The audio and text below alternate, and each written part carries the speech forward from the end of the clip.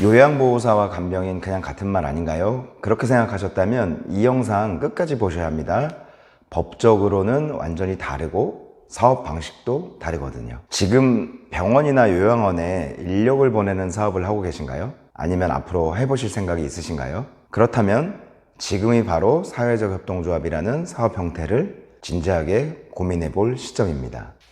왜냐하면 사회적 협동조합은 세금 혜택도 받고 입찰 기회도 넓어지고 사업 신뢰도도 훨씬 올라가기 때문이에요. 같은 일을 하더라도 어떻게 운영하느냐에 따라서 사업의 판이 완전히 달라질 수 있습니다. 안녕하십니까. 인력 파견 사업의 협동조합 전환 컨설팅을 전문으로 하는 함광진 행정사입니다. 오늘 영상에서는 요양보호사와 간병인의 법적 차이부터 이 파견 사업을 왜 사회적 협동조합으로 해야 하는지, 왜 유리한지, 실제 설립 절차까지 현장 실무자 시선으로 알기 쉽게 정리해 드리겠습니다. 많은 분들이 헷갈려 하시는데요. 요양보호사하고 간병인 같다고 생각하시는 경우가 많거든요. 그런데 이 두 직종은 법적 근거도, 자격도, 근로 형태도 완전히 달라요. 먼저 요양보호사는 어떤 분들이냐면 국가에서 자격을 인정받은 공적 서비스 인력이에요. 노인 장기요양보험법에 따라 요양보호사 자격을 취득한 분들이고요. 주로 65세 이상 장기요양 등급을 받은 어르신들께 신체활동 보조, 가사지원, 정서적 돌봄 같은 서비스를 제공해요. 활동하시는 곳은 주로 재가요양센터나 요양원 같은 장기 요양기관이에요. 즉, 이분들은 단순히 도와주는 사람이 아니라 국가 제도 안에서 움직이는 공식적인 돌봄 인력이에요. 단순한 민간 영역이 아니라 어떻게 보면 공공 서비스의 일부라고 볼 수 있어요. 반면에 간병인은 조금 달라요. 이분들은 국가 자격이 따로 필요 없는 민간 인력이에요. 병원이나 개인 가정에서 환자나 어르신들을 돌보는 역할을 하시는데 법적 근거가 명확하게 정해진 직종은 아니에요. 쉽게 말해서 자격증 없이도 누구나 할 수 있는 일이에요. 그래서 활동 범위도 병원의 병동, 개인 가정 혹은 사설 중개업체를 통한 파견 등으로 다양하고, 요양보호사처럼 국가에서 관리되는 구조가 아니라 민간 계약에 기반한 시장 중심 구조라고 보시면 됩니다. 이 차이를 모르고 사업을 하게 되면 나중에 허가 문제나 입찰 자격, 세금 문제에서 막히는 경우가 많이 생겨요. 그래서 제가 늘 강조드리는 게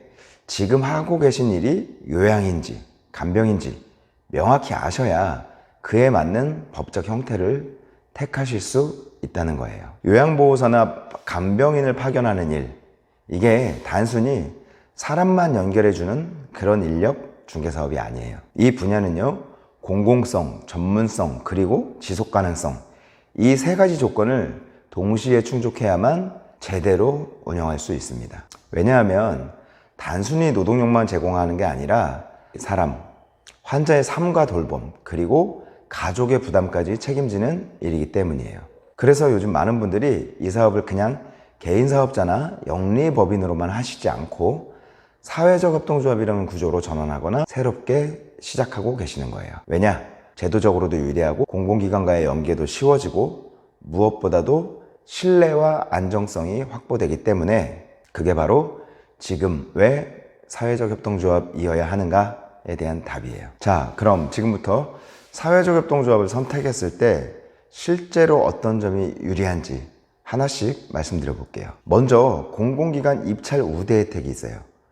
병원 간병 입찰이나 지자체의 요양위탁 사업 등 공공 영역의 사업 참여 기회가 넓어집니다. 일반 개인 사업자나 주식회사보다 훨씬 유리하겠죠. 두 번째, 세제 혜택이 있어요.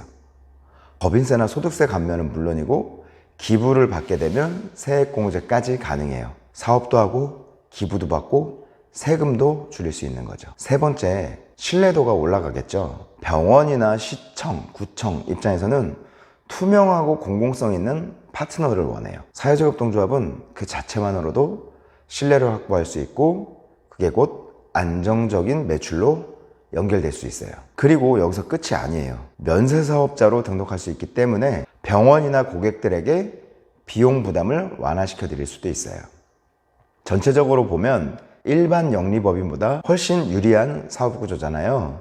이쯤 되면 왜 많은 분들이 사회적 협동조합을 선택하는지 감이 오시죠? 다음은 사회적 협동조합 설립 절차를 간략하게 요약해 드릴게요. 1단계 사전 준비. 가장 먼저 해야 할 건 우리 사업의 주무관청, 즉 사회적 협동조합 인가를 해주는 기관이 어디냐는 거예요. 간병인 파견이면 보통 고용노동부, 요양시설 중심이면 보건복지부가 되겠죠. 정관 문구나 사업 범인도 이때부터 맞춰가야 나중에 인가 못 받는 상황을 방지할 수 있어요. 두 번째 단계, 조합원 모집.